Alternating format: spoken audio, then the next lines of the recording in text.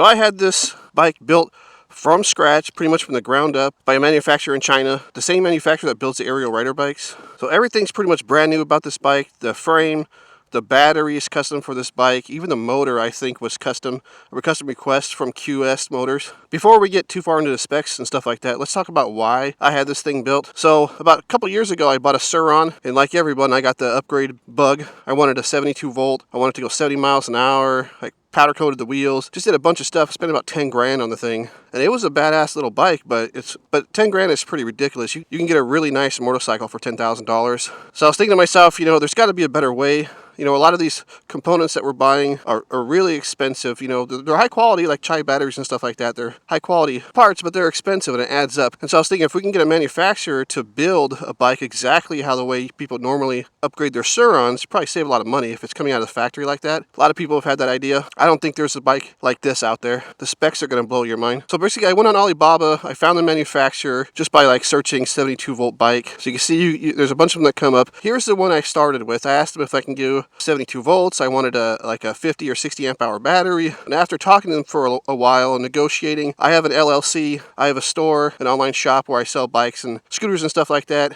I have a small YouTube channel, so I have some way to market, So I was able to convince them that, okay, building something like this might be a good idea because that's where the market's trending. That's what people want, So the manufacturer put up pretty much the entire cost for the bike. It took about a year and a half from when I first started to when it finally got delivered. A lot of back and forth, a lot of, well, we can't do this, we can't do that. And I'll say, okay, well, I don't want a bike then. Ultimately, this is what we ended up with. Guys, there's nobody else, no other YouTubers that's building their own bikes from scratch. I didn't build it, but you know what I'm saying. If you like my kind of content, please show me some support. Hit that subscribe button. I'm really trying to make it to 10,000 subscribers. You can help me with that. Just a click of a button. Also, watch the video to the end, share, like, all that kind of stuff. Thanks in advance. Now, this is a prototype, right? So there are some issues with it. I even had some drama, with other companies trying to pretty much steal this bike from me once they found out about it and not allow me to sell my own bike. But got past all that. It's my bike. This is a prototype. It's just called the FewMoto bike. So it's a 96 volt bike with a 50 amp hour battery. So that's the largest battery you're going to get out of anything in this class. Not even close. This even has more battery capacity than a stock Surron Ultra. So it's 4,800 watt hours. It's rated at a peak 15 kilowatts right now. I don't know if it's going to stay that way because we're having some issues testing and stuff like that. But for now, it looks like it's going to be 15 kilowatts, maybe 12. Either way, with the 96 volts, this thing rips. And it's got full suspension, fully adjustable. Probably going to trade out that rear suspension for a better one in the production model. We're sticking with the Fast Ace forks because these are really nice forks. They feel good. It's got two 19-inch wheels with these CST tires. I wanted to get more trials type tires, but these are the only ones they had, which is fine. I'm probably going to upgrade mine to the Shinko 241s like I always do.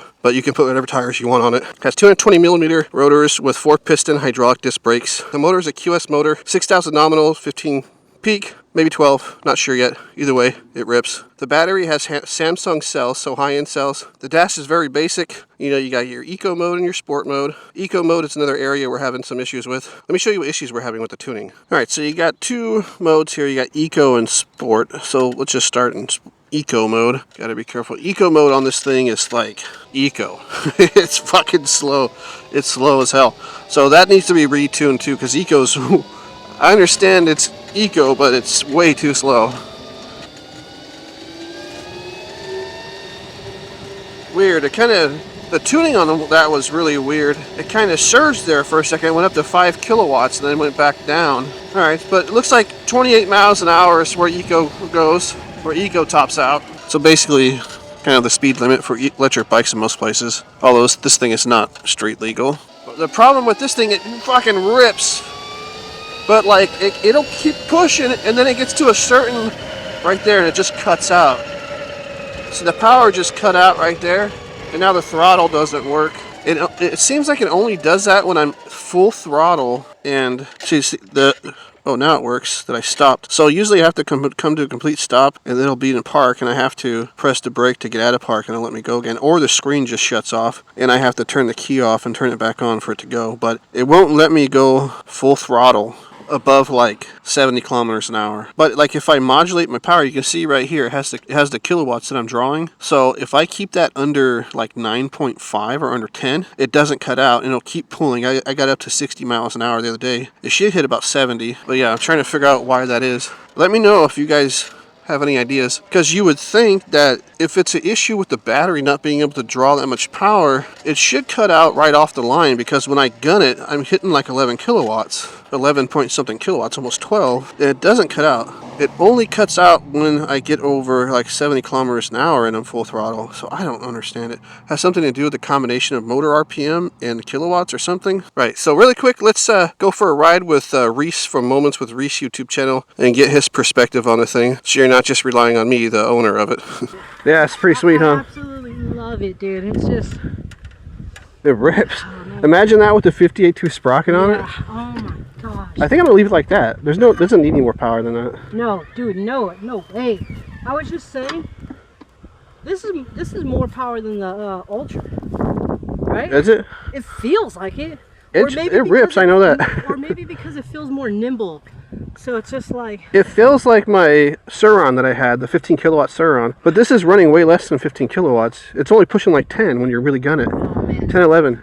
I don't know if it's the seat, I thought the suspension did really well too. There's so many like bumps and stuff, now just kind of gliding over it. Dang, dude. But yeah, the power is definitely, I don't know, I haven't felt that kind of power. I feel like on the surron. Feels a little bit more than that. For sure, it just rips, dude. It just keeps going. Yeah, I really like it. It's gonna be $5 grand shipped. Really? Delivered, yeah. Holy crap. Yeah, dude, that's worth it. That's a hell of a deal, I think. Oh, yeah. That's a really good price. So they did send me a 48 tooth and a 58 tooth sprocket. I mean, this thing rips with the 48 tooth. So I don't know. I think I am just gonna throw the 58 on there and just try it out. But as it is, this thing's super torquey and has crazy acceleration. Pretty much linear curve. It pulls all the way up until, you know, cuts out where it did. I'm like 95% sure it's just a tuning issue. They're aware of it. They're gonna let me know what the issue is or how to fix it. I think I just need to get in there and tune it better. But all that will be dealt with before this thing goes for sale. But let's do a really quick brake test and see how she does. All right, let's do a quick brake test. We'll do it from about 30 miles an hour is what I usually do them. Whoa.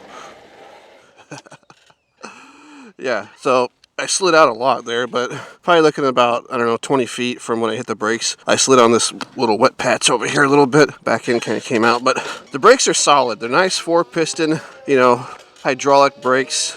They're plenty good enough.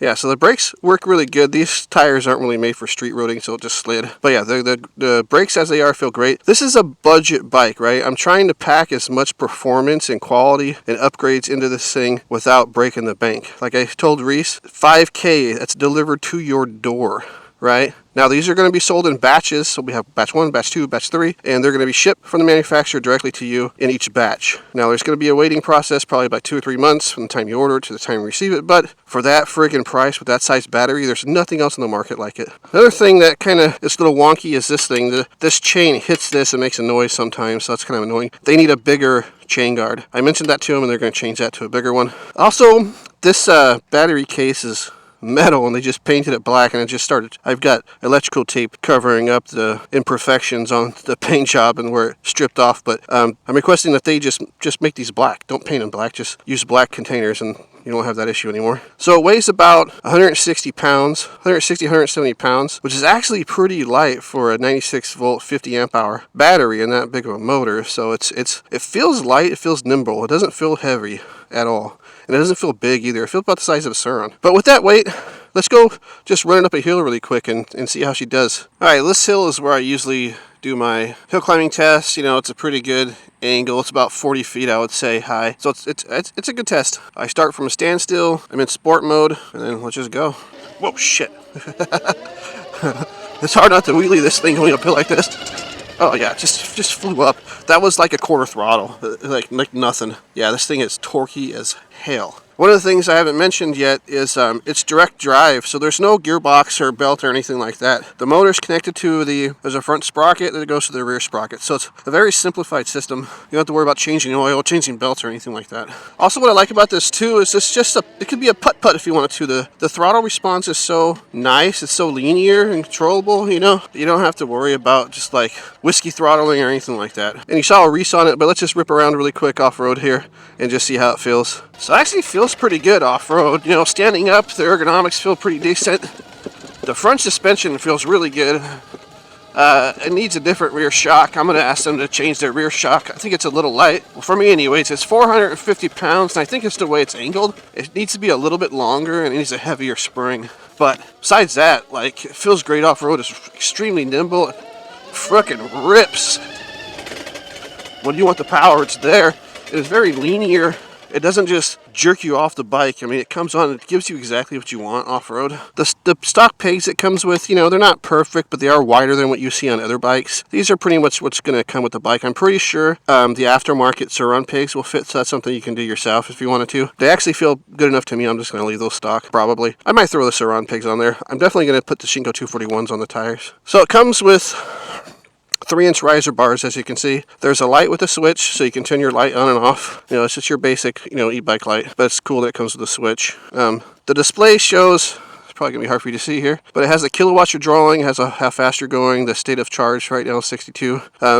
With the 4,800 watt-hour battery, I've been riding it all week. It looks like I'll get probably about 60 miles of range in sport mode, which is crazy. Eco mode, I'm not sure yet, probably like 70 or 80 miles. Regular riding, not like full throttle or anything, you know, but with this size battery, you're never going to have range anxiety. And then, you know, the brake levers are just like your basic brake levers, basic throttle, you know. Again, this is a budget bike. It comes in at $5,000 delivered, but the amount of performance and range, all that kind of stuff you get out of it is ridiculous. You're not going to find anything like this on the market at this point. That's probably going to change because the market is getting so competitive, but for right now, it's awesome. I'm having trouble filming because of the wind. I couldn't stand my tripod up over there, so you know, the ergonomics feel pretty good to me. Like I said, the bars are right here. The bike actually comes with more risers. You can rise this up another inch if you wanted to, but this is like pretty perfect for me. I really like having the MX style seat so I can slide back and forth on it while I'm riding.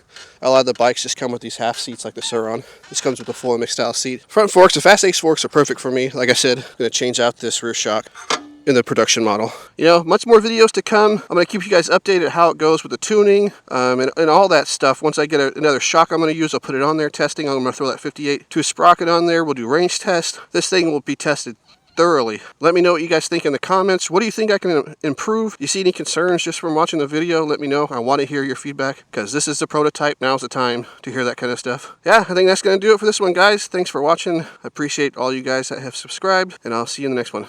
Bye.